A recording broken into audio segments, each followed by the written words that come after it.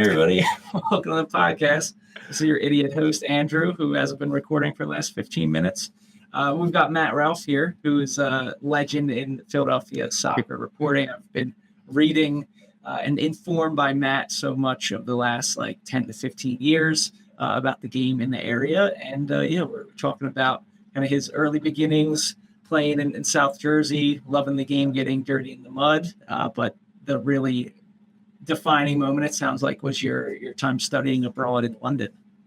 Yeah, so I went to Lebanon Valley College for college, so about 2 hours away from home. And during my second semester, I studied in London and lived in West London, not far from Clapham Place, where BBC is. I'm a media junkie, so that was cool for me to live that close to the BBC. Yeah. And, I had a theater professor, and she asked early on, I think it was probably sometime in September, if anybody wanted to go to a football match. And of course, my hand was the first to go up, and we went to Highbury and saw Arsenal take on Southampton, and Dennis Bergkamp. He came on the field, and of course I had never seen anything like this, and I was like, why? Did you know much about him?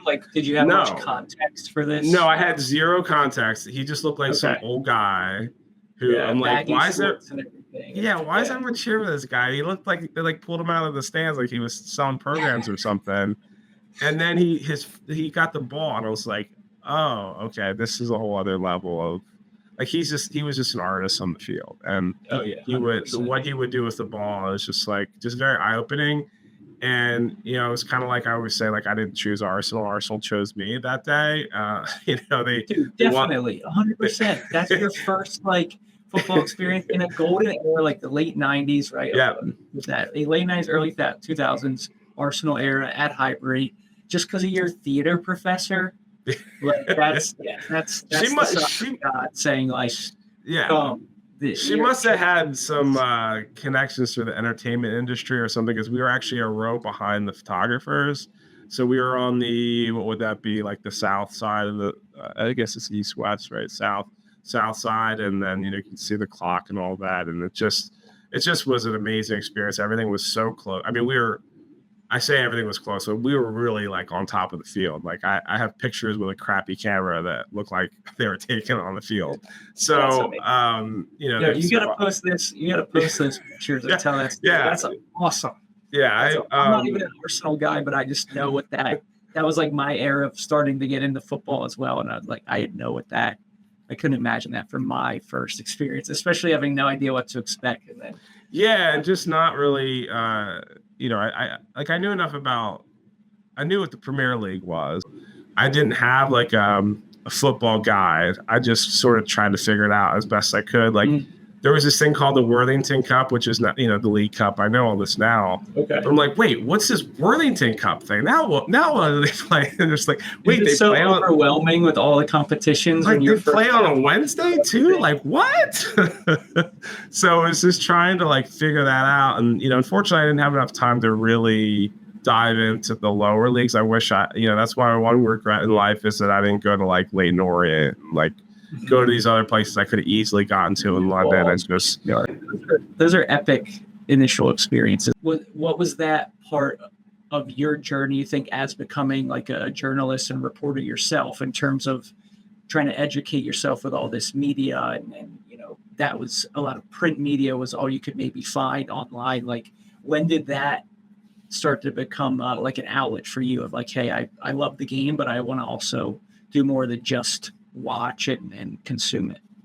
Yeah, it's interesting. So, I graduated from college in 2001, and my first job out of college was as a sports writer.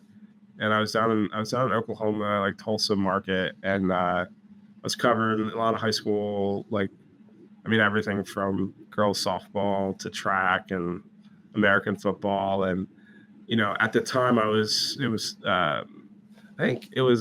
there may be a spring sport there for high school. So I didn't really get to cover a whole lot of high school.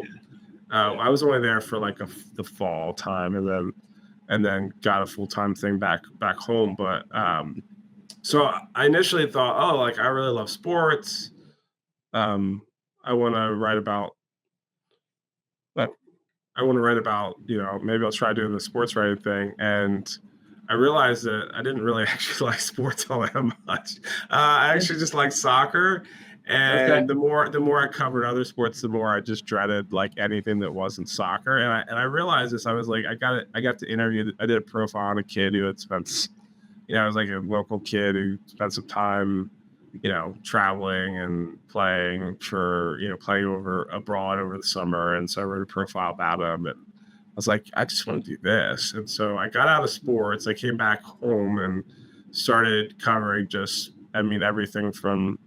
I was like a like police blotter guy, and just doing all these different general assignment, going to council meetings, zoning boards, all of these things.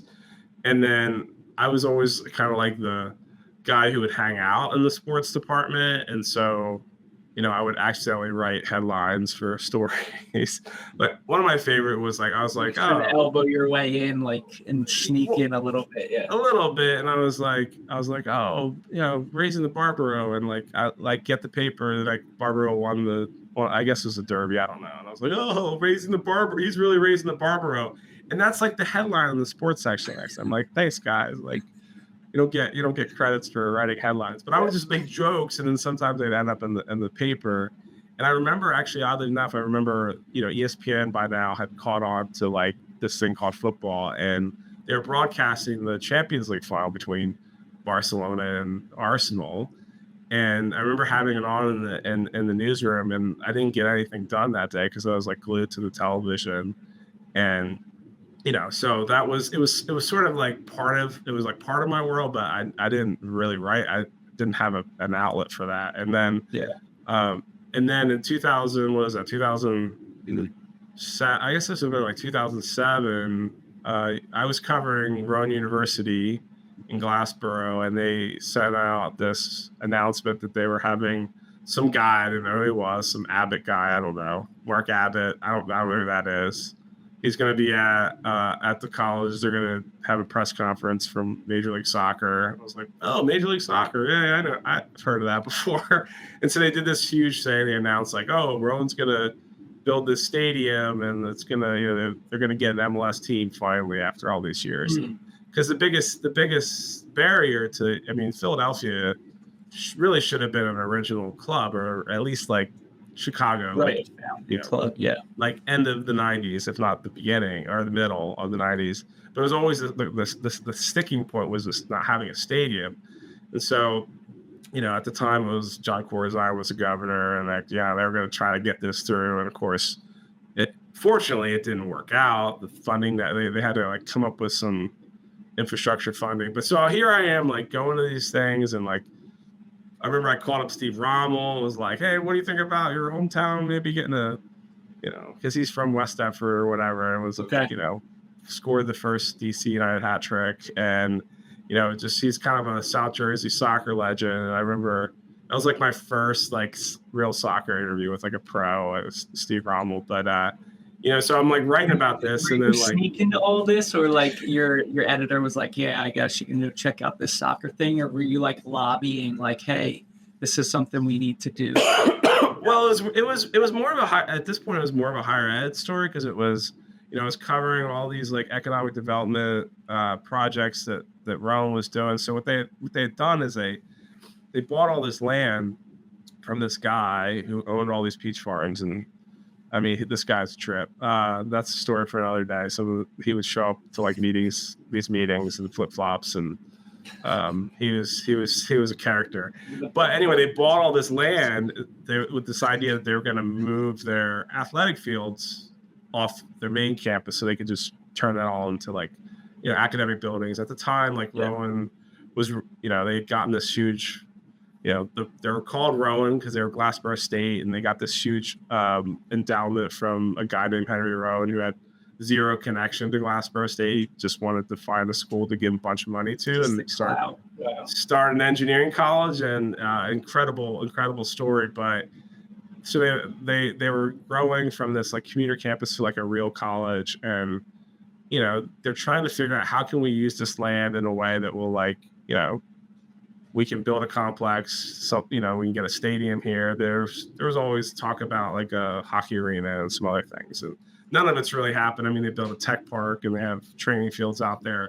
But anyway, so because I covered higher ed, like that was my beat. And so, I started I kind of started hearing from some people who said they were like going to start a supporters group. And, then it was like, oh yeah, we started a group. They're called the Sons of Ben. And I was like, oh, that's cool. And then I kind of skipped town and moved away to be near my future wife in Kentucky. And then I came back and we had a team, and it was not in Glassboro, it was in Chester. But so it was just kind of like I was there in the kind of the early days of the club, and it just kind of pulled me back in when I got back. And I lived when we moved back to the area, I was living about 10 minutes from the stadium. And I was like, wow, this is my thing. I'm going to start going here. And then just started making a lot of friends, playing with a lot of guys in the Casa Soccer League with the Sons of Ben had a couple teams, and I was on the second team, the very lowest tier team. And I had a friend who was like, hey, you're a writer. You should write for our site. And then that's kind of how it all I got out of the newspaper industry, and I saw where things were headed, and kind of got pulled back in to write about soccer. And so that's been kind of the last, really, that was like 10 years ago. So now, actually more than 10 years ago now. And so is that kind of like when you started like Brotherly Game, right? Because I think that's where I came across. Yeah. So initially it was this blog called The Union Dudes that I got talked into writing for. And, I was like the only person that like actually knew anything about college. Because I remember I was living in Kentucky. I was, at U of L, and U of L had a really good, had really good soccer teams. And so I would go to see more the men than the women. But I had some idea what was going on in college. They had made the College Cup. So I was like super, super into that and following that program.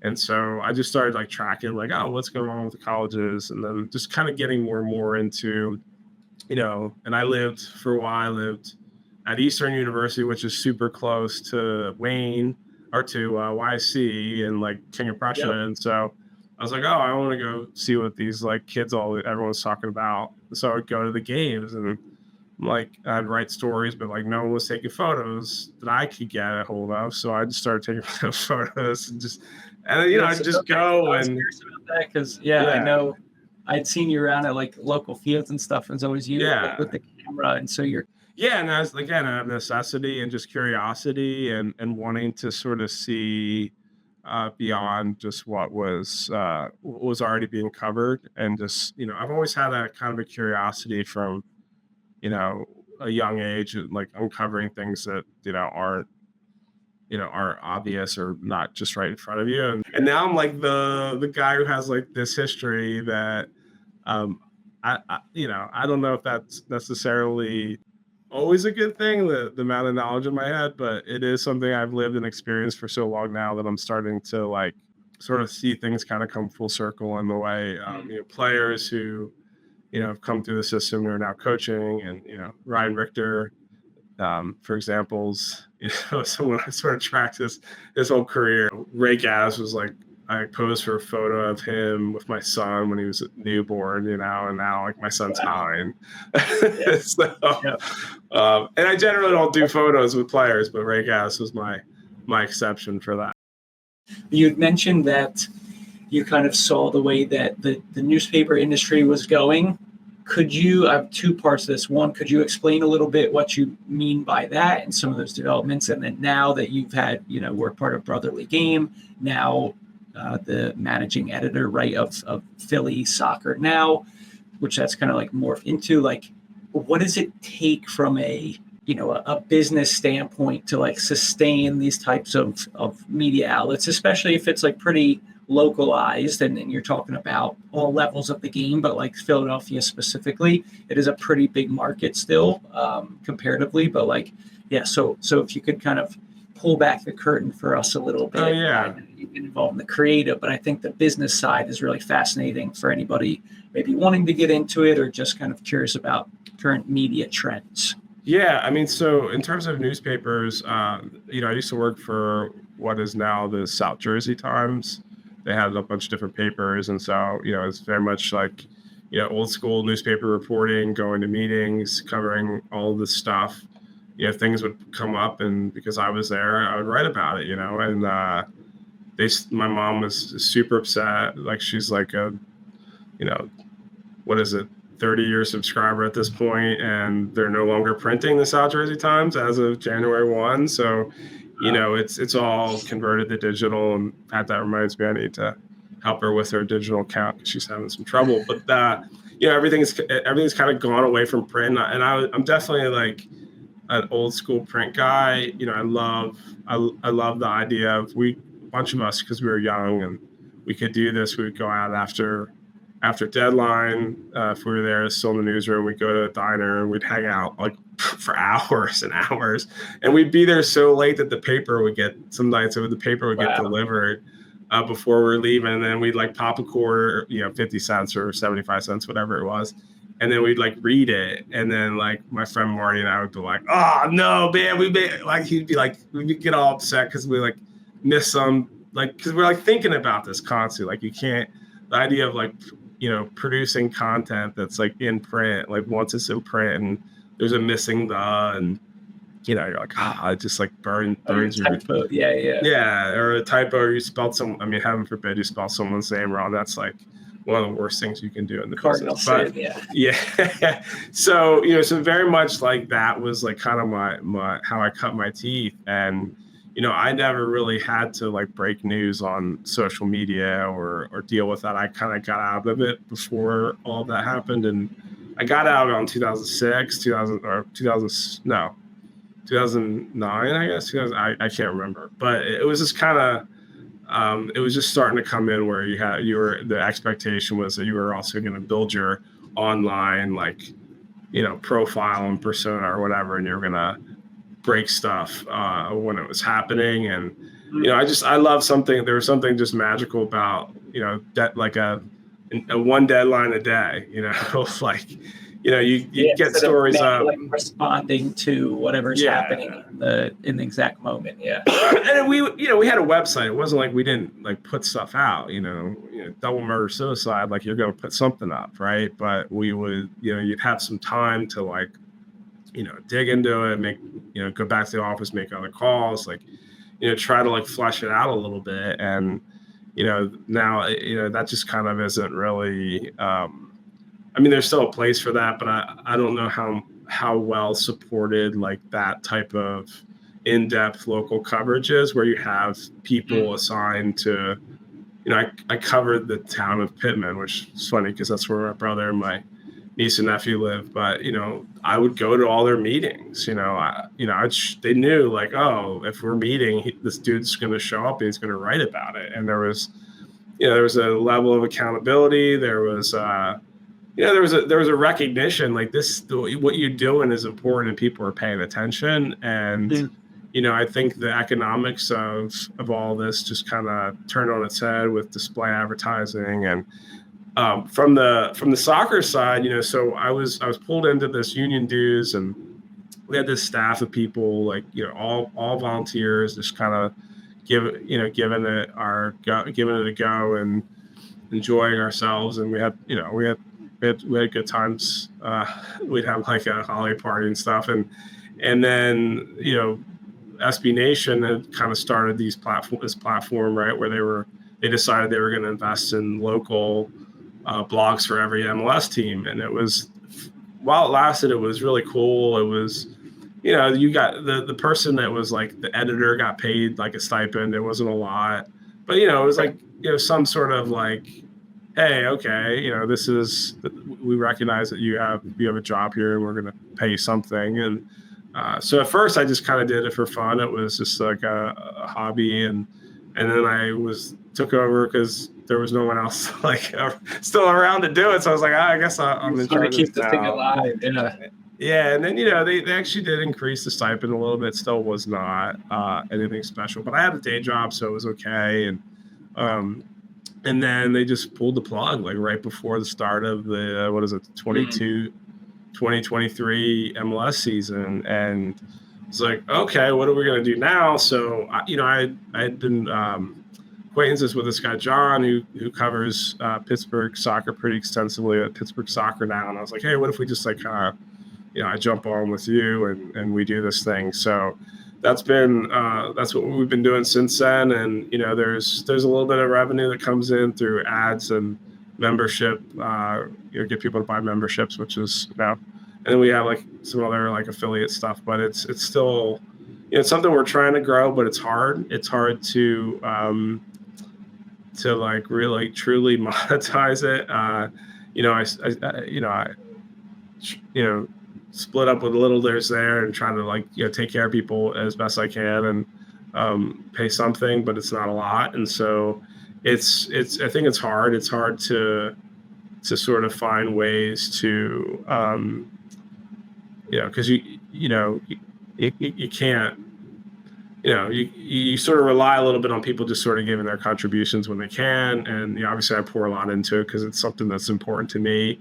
But I think it is, everyone's still trying to figure out how to really truly monetize anything on the internet now when, the advertising kind of took a nosedive. And, and I think that's partly why like SB Nation pulled out. It was like they weren't seeing the same returns on the ads that were coming in there. They were selling like pretty, they had some pretty big brands and stuff that were advertising, but the money just wasn't there. And so, and it wasn't, to be honest, it wasn't really the best model either though. Right. It's like, and that content's still all up there and they're still serving ads for it. So it's that's a little bit frustrating. I mean, they allowed us to sort of take all of the archives, but they still have the site up and they're still serving ads on that. And we're not, obviously not seeing anything from that. So, so that was a challenge. Like there was something like cool about, so we can do this ourselves, but also like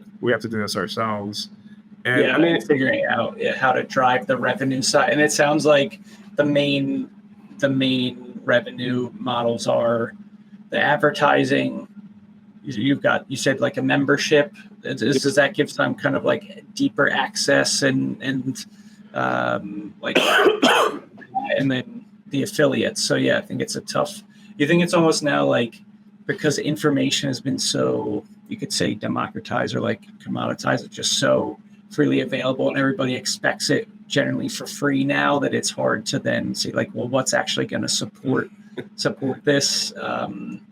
Because it's like back in the day, you had to buy the paper, right? Or grab it off somebody's table when they were done with it, but at least somebody was like paying for it up front. And there was a much more standard kind of like proven pathway. And now with how search works and different algorithms on our various social media sites, like it's always a changing landscape that seems to be making it increasingly difficult to make like a meaningful living. In some ways, some people are like killing it, but it usually requires big teams and video, like visual. I feel like the written word is more endangered. Yeah, and it's obviously newspapers. The reason they were successful was they sold ads and people could hold it. You sort of, there was something, at least at the time, right? It was like, as an advertiser, like people are going to actually read this paper and they're going to see our ad. And it's just the budgets for that dried up because, and I face this as I have a small business. It's not soccer related, but like I kind of face that challenge a lot of times where I'm like, I value print, but like it's harder to track what the return on that is. And so, but also at the same time, I had this conversation with a guy the other day. He runs a print magazine and it's like, you'll get these analytics and they'll say like, oh, you have, X, and you see all this data and it looks all great. And you're like, yeah, but where's my revenue from that too? So, it can still be kind of one of those things where you're like, yeah, you have all these, you can directly track all this stuff, but how much of that is like actual real leads and how much of it's just junk, right? It's like bots crawling. And I know there's ways to like, really dive down into some of that data, but it also is still, it's not as, the correlation's not as simple as we thought it was going to be. And so, I am a little bit of a romantic about print and I do lament its demise along with my mom, because while I kind of stopped subscribing to a print newspaper myself. I do subscribe to the Inquirer and Delco Times. Shout out to the best sports writer around that, Matthew DeGeorge. But that dude makes me read stuff I literally don't care anything about because he's such a good writer. But so you're reading about the Pee Wee volleyball. He doesn't write quite that, but he's a big swimming guy. I don't care about swimming, but I will read if Matt. You can feel the water when you read his pick. Yeah. So, or just like, I live in Delaware County, so it's kind of fun to see what he's writing about in other sports. Obviously, soccer stuff I'm going to read anyway, but So it's a challenge because, on one hand, people will say like, well, I want this, and it's the same thing with like paying for content. People say they want it, but like, are you willing to actually invest? And because now we are up to our eyeballs in subscriptions to everything. Just to like follow a soccer team, now you got to subscribe to 18 different services. And so like, this is just one more thing that is like tacked onto that. So I think it's tough. It's a tough landscape. And, I think the people that are, who are much smarter and more adept at this stuff, hopefully are figuring out better solutions for the future, because the model we have is pretty broken, and I don't really know how to fix that. Advertising used to like pay better than it does now. I know I've been experimenting a little bit with newsletters. So I know newsletters are sort of the kind of the thing that people are doing to try to sort of flip that a little bit, but it's just not the. Ads are annoying and they don't even really pay that much anymore. Right, yeah. So you have to and then you're like, okay, well, you got to put them on and try to navigate, find ways to navigate that as best you can. So we're definitely I think I would say I'm more more focused on that than ever before, just because I don't have the same day job situation I had before. I'm doing this other business that I'm running, and so it's trying to plug away at it and see what I can make work, and if not, it's just it's still something I want to do for fun anyway. So it's trying to find a balance for that.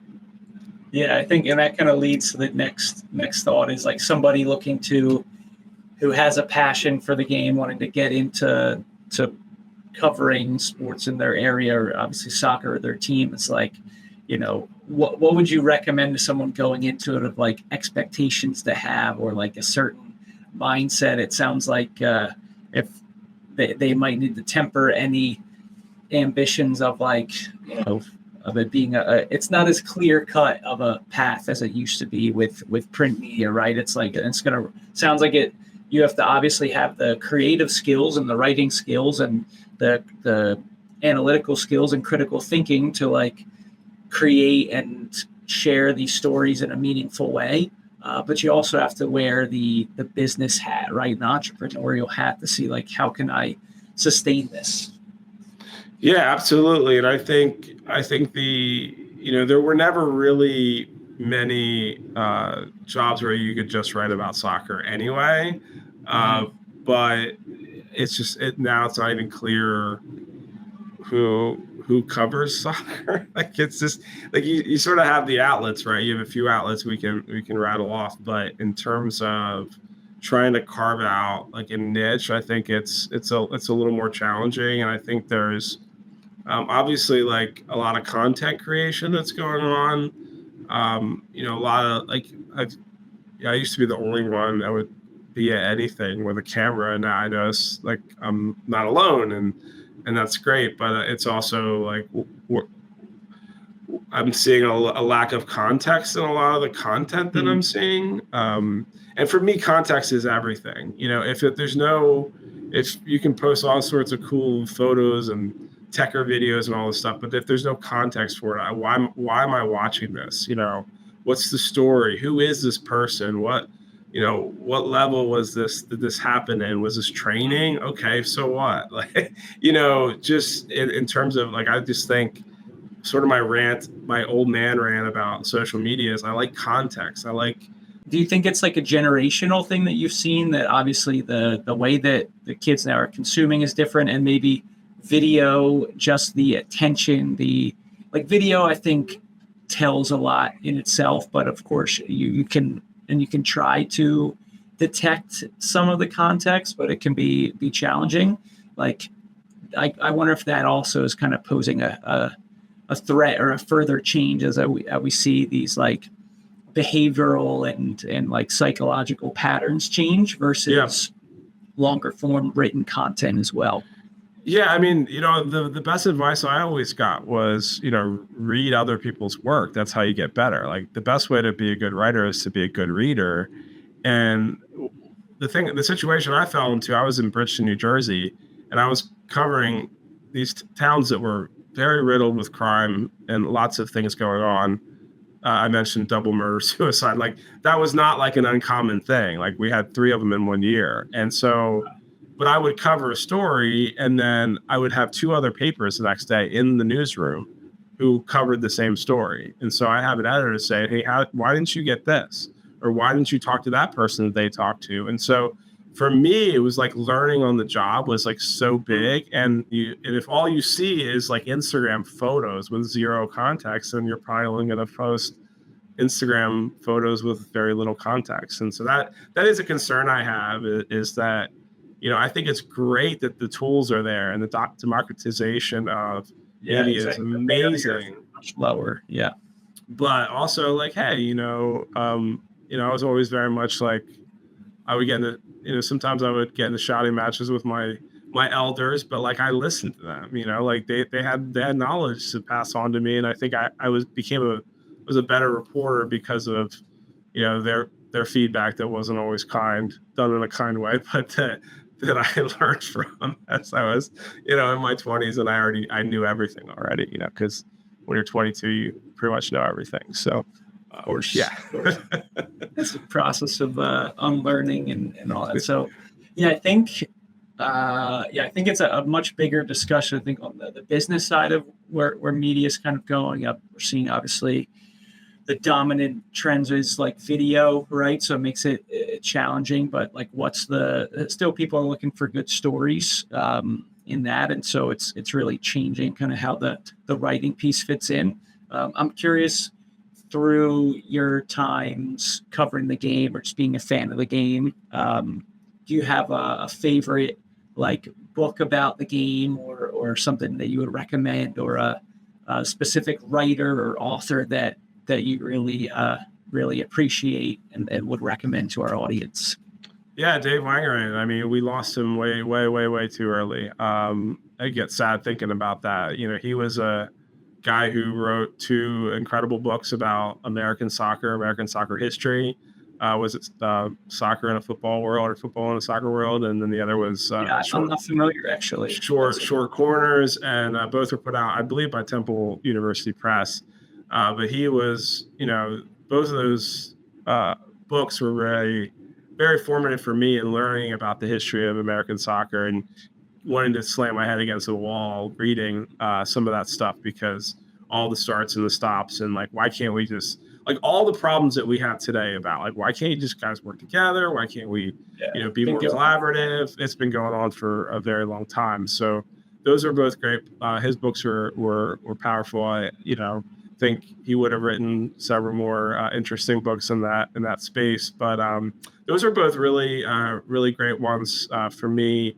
And, I think, there's the inverting the pyramid. There's some really cool, How Soccer Explains the World was super, super helpful. And, I think gives context when I see some of the content you're putting out in terms of how soccer does explain the world. And I think for me, just give me such an appreciation for the global community, and, how I have made friends, much like you talk about, because of football. And, these are people, I have a friend who I haven't seen him in a few years, but he did not know much English at all when I met him, but he knew when I said Alexander's song that he was, from his country, from Cameroon. So that was our sort of first interactions. Was I knew who this guy from his country's national team was. So I've definitely like connected with a lot of people over the years just by I always joke with people like, if you're from somewhere else, you need to tell me what the local football club is. And so I might have an idea, or at least kind of I've heard of that team. So exactly. I have an idea where you're from that. But otherwise, I have no idea. I don't really know geography that well outside the U.S. because I've been everywhere but Hawaii. But, it's just that's something I think is so cool about the game is how it does connect and unite people from so many different corners of the world. What are you looking forward to most for the World Cup? What do you have planned in terms of like covering that? And how do you think it's going to be a part of the history and the overall culture of Philadelphia and South Jersey soccer? Yeah, it's interesting because, the 94 Cup is how we got MLS, right? That was part of the promise was that, we would have a top flight league. And so we got the World Cup and it was a smashing success in terms of, broke all kinds of records, and the game has just kind of grown since then. It's a little clear at this point, like in terms of what is going to come out of this World Cup beyond chaos. I think there's a lot of questions about how well prepared Philadelphia is to handle this, because it's going to be unlike any event or summer really ever before. We have the 250th birthday. We have there's the Major League Baseball All-Star game, which whatever, right? Is it going to be a quarterfinal game or something that's going to be 4th of July? Or what's that? Yeah, there's going to be a 4th of July game, right? Yeah, so it's going to be, it's going to be a lot. And I think we'll be fine. Like, we'll figure it out. But it's just in terms of, like, what is the legacy going to be? Because I think, and even trying to think about, I was talking with someone today about, what is the local story? Because the games aren't really going to be a local story, because unless we have a local player playing for another country, it's maybe not going to be a player or something like that. Yeah, potentially, yes. But the story is going to be all the things that don't happen at the link, right? The crowds that show up outside, the watch parties, the fans following, showing up to training, like where the training site's going to be. There's concerns about the facilities that are available in the region. So, it's going to be interesting to see how, things are very different in now than they were in 1994 in terms of all these things we talked about. So it'll be interesting to see. Obviously there's going to be a lot of attention, and there's going to be, just a major focus on this, like, very essentially short period of time. But there's going to be a legacy from that. And, the legacy of, I think about the Olympics, right? The legacy of the Olympics is terrible. As long as things aren't too chaotic, we'll have, I mean, even if they are, we'll have a good time. I think we'll be a city that welcomes people with open arms from all over the world. And I think it's probably the ticket prices are going to shock a lot of people. And I think that's going to make it hard for a lot of, like, I just wonder how many casuals are going to go through the trouble. Football's becomes, the cynical side of me is like, oh, football's so corporate, and it's like, the real fans are priced out. But, some of these countries, like, the real fans will spend their, like, life savings to come. No, man, like the Richard Cummings will do it. They'll be selling everything they can up here. And like with the Club World Cup, we got everybody already trying to do that. Yeah, I have similar. I think my biggest hope for the tournament is that there will be some incredible moments and, like, on the pitch and stories that will further grow the interest for the game at, like, a grassroots level, and we get more kids wanting to play, or we get more parents and that generation being a little more educated, or like that being the spark to kind of gain people's interest. And so it becomes a little bit, so people just have a little more knowledge. I think, even various things like the show Welcome to Wrexham and your Ted Lassos, like, have kind of been working on that in a roundabout way of of explaining the culture of the game a little bit more.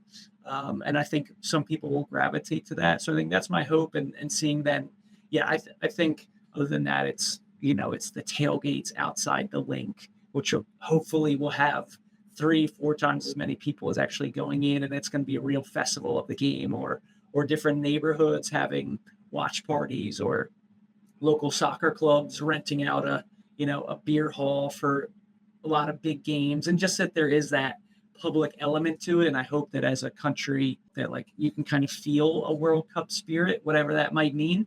Like, I was in the Ivory Coast for AFCON this year. I was in Germany for the Euros, and you could kind of like feel in some places, not everywhere, but there were certain areas where, like, yeah, you fit certain parts of the city and town where it's like, all right, there's fans here, there's flags, there's, inflatable footballs hanging from lampposts, like that type of stuff, that you feel like, okay, we're in that atmosphere. I think that's my hope, is that we kind of accelerate and really grow the number of kids who want to play and pay attention to the game.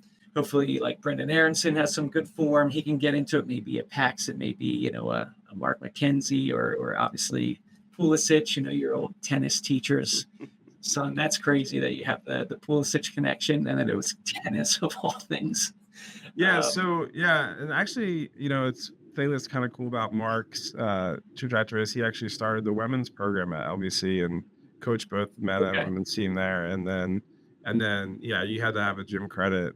He taught some of those tennis classes for credit. So yeah, it's kind of a funny connection. But yeah, it's interesting because, like, I think, like, the 1994, the way things were in 1994, I mean, kids would, like, make fun of, like, soccer players. Like, they had, like, very un-PC things to say about people who played soccer. And I think 94 kind of, like, the world showed up and people were like, it kind of shut people up a little bit. It's like, oh no, this is a real sport that people are very passionate about. I think that's less the case now. And I think we owe some to the 1994 Cup to sort of prove just how big and how popular the sport is around the globe. But the question still remains. Everybody knows Messi. Everybody knows whatever. Inter Miami is bringing all these aging stars.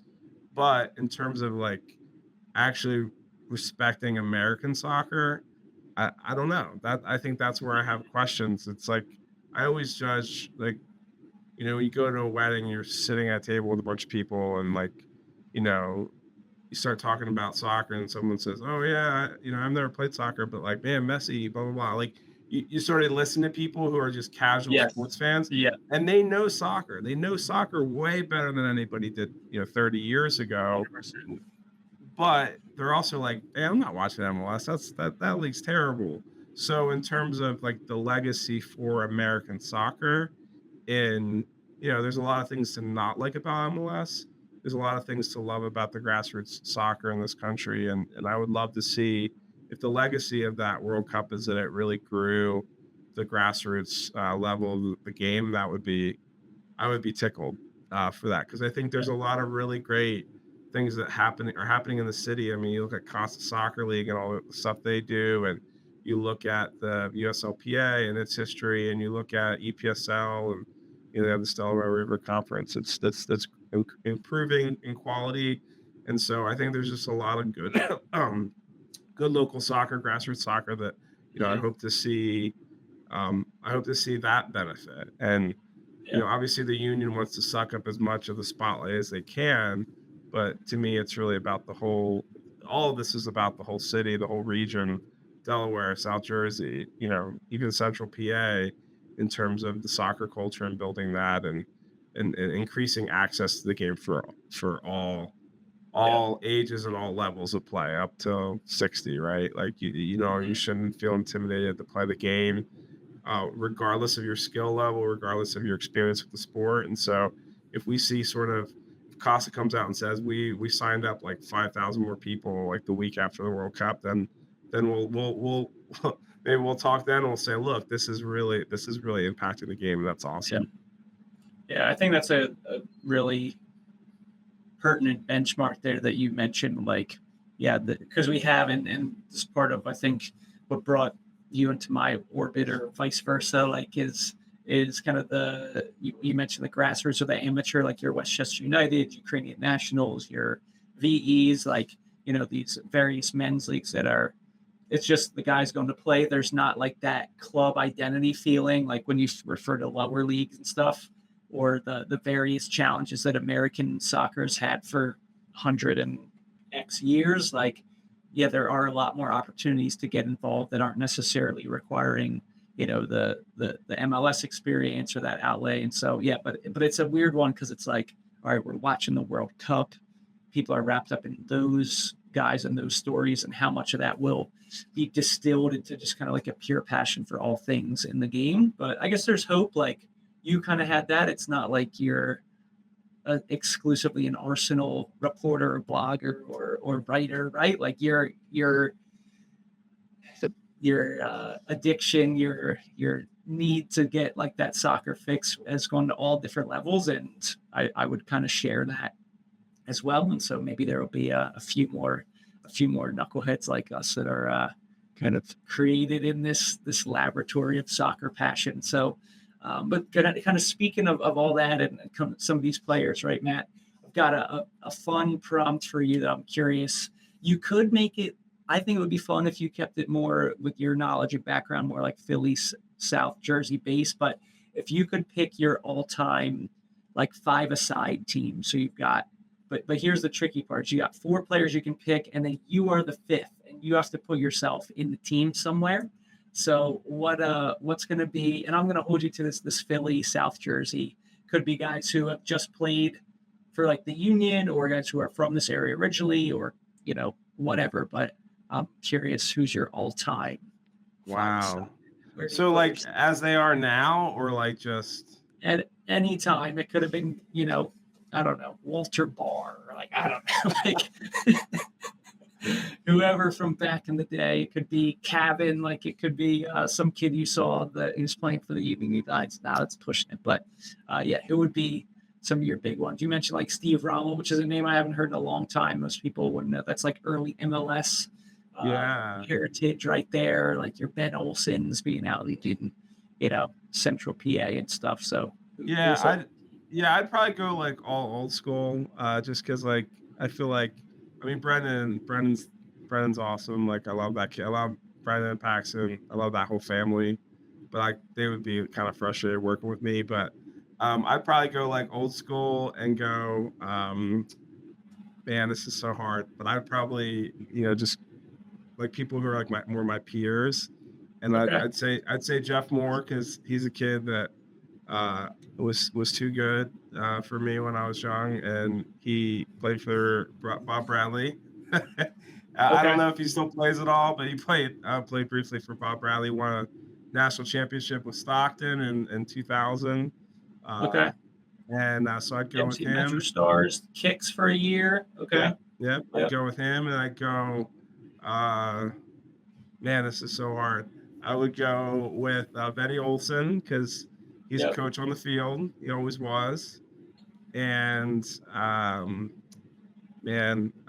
Bobby Convey, because he was. Oh yeah, that's a good shout, man. He was Cavan before Cavan. Exactly. And then speaking of Cavan, I don't want Cavan on my team. I want Brendan on my team, because Brendan's his dad. Yeah. Okay. All right. So we're going. How many is that? Yeah, I think that's so you had Moore, Olsen. Who else did you just say? Brendan Sullivan. And who else did you just say? And Bobby Convey. So then you're number 5. Convey. So that's your spot. There we go. All right. Okay. a little bit of connection from the present to the past, but yeah. Bobby Convey. These young guys wouldn't have any patience for me. I don't think. Actually, the old guys wouldn't have any patience for me either. Brendan would be on my ass. They might be able to understand a little bit of the, how they get it started after. Yeah, I remember Bobby Convey being as a teenager going to MLS, and then Reading for a little bit when Reading was in like the championship and stuff, and he was always in it. 46 caps for the U.S. I'm looking now. That's really back in the day, like when IMG was our whole pipeline basically, which was an interesting model. But I remember like reading newspaper articles about Bobby Convey in the Inquirer, like of going to DC, all that. So it's a great shout, man. Cool. I mean, Jeff Cool. Zahn, I would say Jeff Zahn is the first professional soccer player I remember hearing his name. Because he I know played the at name, but I'm not Shawnee. familiar. He works he's at FC Delco now. He's like Okay.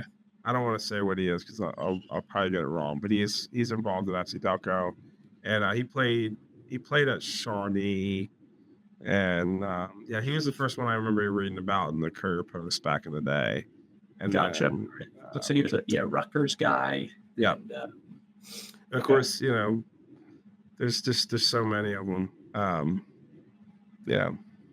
Over the years, the Delran guys and gal. Love all this. I love all those South Jersey connections because I just grew up reading the. I delivered the Courier Post, for South Jersey papers, so I have a lot of love for all the South Jersey athletes in that world. I remember speaking of.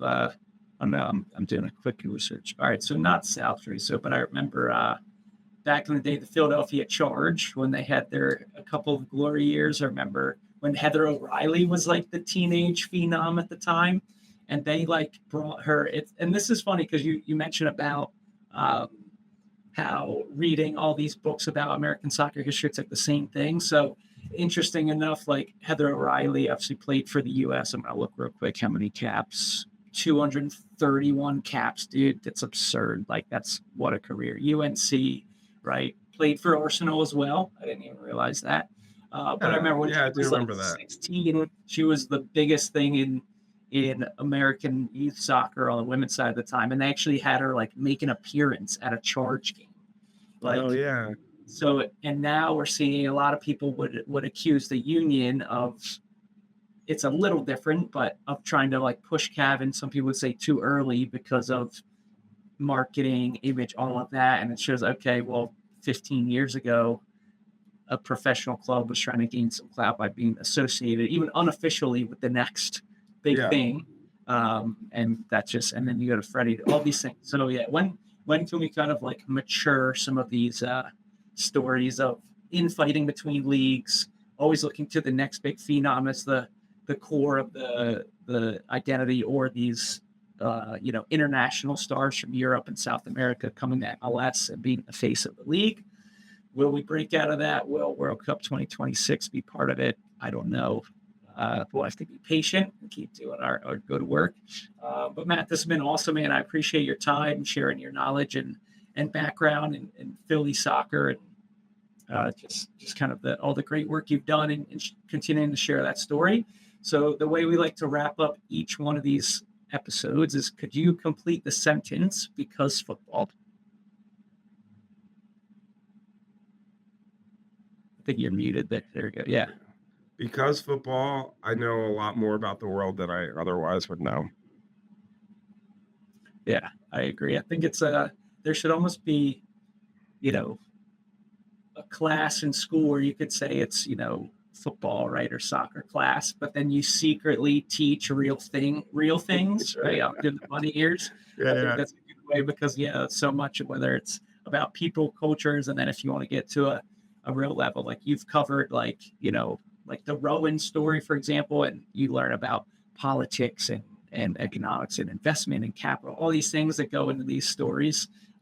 There's a lot more than meets the eye, a lot more than just an Instagram highlight reel to the game. So our hope is that we can keep spreading that vision and encourage the next generation of writers and content creators and reporters, and to keep sharing the game, especially in Philly, because I feel fortunate. We've got a really rich history. Everywhere I travel, people are like, oh, like, you got American soccer? Like, what? Like, that's not really, it's like kind of like a cute little thing. And I'm like, well, like, low key, we've been around for a while. We've been doing our thing. And yeah, it's a lot of stops and starts, but there are still so many lives and people, communities and clubs and organizations that have been really entrenched in the game for a long time. So I think it's important that people know those stories. Yeah, I mean, we have one of the oldest college soccer programs in the country in Haverford College. I think they were maybe the first or the second when they played the first college soccer game ever against, was it Yale or Harvard? I can't think offhand. We have one of the oldest college soccer rivalries between them and Swarthmore, and we have obviously just such a history with the U.S. men's national team in Philly and Lighthouse, soccer club, and the Yukis you mentioned earlier. I mean, there's so much Bethlehem Steel, not immediately Philadelphia, but just we have so much history in the U.S. Open Cup and all of that, and I think it's we're a city that has 80 higher ed institutions, and almost all of them have at least a women's soccer team. Most of them have men and women. So I mean, there's so many soccer programs and soccer teams and clubs and stuff here that it's I say I wish that things were covered even more than they were.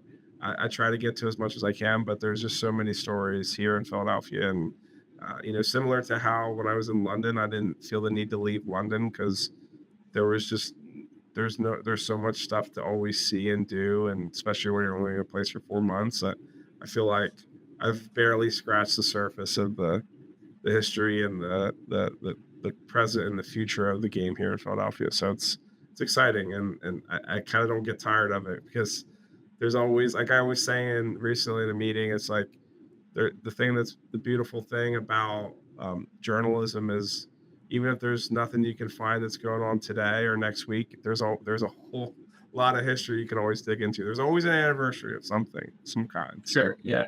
That's really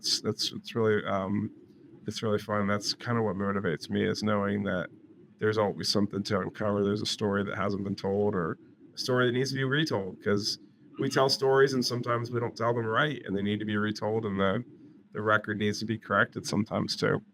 Yeah, and reminded of them, right? So, yeah, awesome, Matt. Well, thanks so much, man. What's the best place to get in touch with you and see more of your work? Obviously, I'm going to link to Philadelphia Soccer now, but what's a good way for people to get in touch? I mean, PhiladelphiaSoccerNow.com is the best place, but Matt Ralph Soccer on X, as much as I love and hate that platform, and then I'm on Instagram as well, Matt Ralph Soccer, and then just mainly through the website is where I spend most of my time. Everybody go to the website, drive up those views and clicks, click all the ads. Let's get this man some revenue. Let's drive it up. Cool. Well, thank you so much, Matt, and thank you everybody else for watching. Whether you're a Philly soccer person and enjoyed, bathing more in our culture and history, or somebody from outside who's curious and is getting ready to put a spotlight on us for the World Cup. We hope you guys enjoyed it, and we'll see you on the next episode.